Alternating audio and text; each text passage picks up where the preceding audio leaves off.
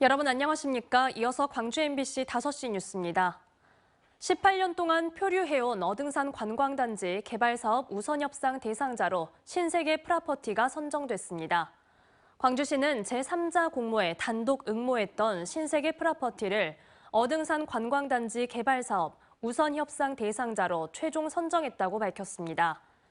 신세계 프라퍼티는 개발 계획과 사업 수행, 공공기업 방안 등 항목별 점수를 합산한 결과 기준선인 850점을 넘어선 것으로 알려졌습니다.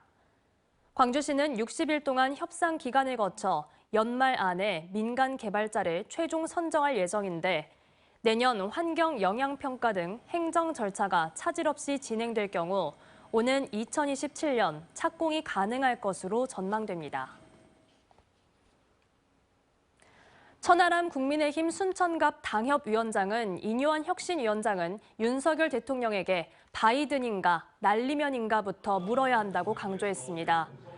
오늘 광주 MBC 라디오 시사인터뷰 오늘에 출연한 천 위원장은 대통령에도 쓴소리를 하겠다는 의지를 말이 아닌 행동으로 보여야 할 것이라며 이같이 꼬집었습니다.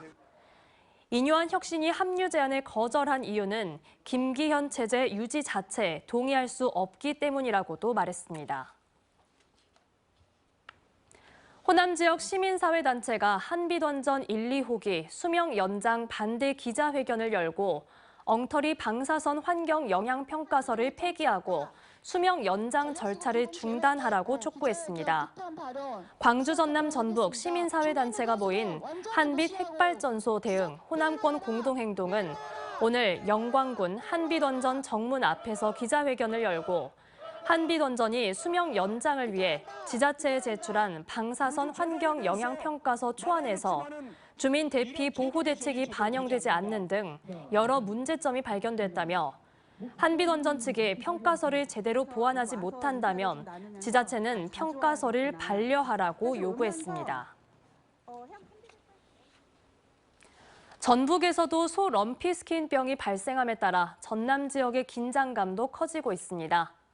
전라남도는 도축장 자체 소독 점검반을 지정해 소 운반 차량 소독 등을 매일 확인하고 내일까지 22개 시군을 대상으로 긴급 방역 조치 일제 점검을 진행합니다.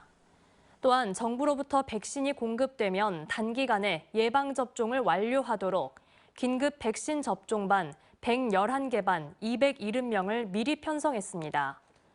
현재 전국적으로 소 럼피스킨병은 34건 발생했습니다. 지난 1971년 북한 경비정에 납치됐다가 간첩 혐의로 처벌받았던 여수 탁성호 납북 귀환어부 5명이 재심에서 무죄를 선고받았습니다. 광주지법 순천지원 형사 1부 허정훈 판사는 오늘 국가보안법 위반 등의 혐의를 받은 탁성호 선원 5명에 대한 선고 공판에서 무죄를 선고했습니다. 재판부는 당시 수사기관의 보고서와 증거만으로 피고인들의 공소 사실을 인정하기 부족하고 달리 이를 인정할 증거도 없다고 밝혔습니다. 언제 어디서나 내 손 안의 뉴스. 광주 MBC 뉴스 유튜브 구독으로 함께하세요.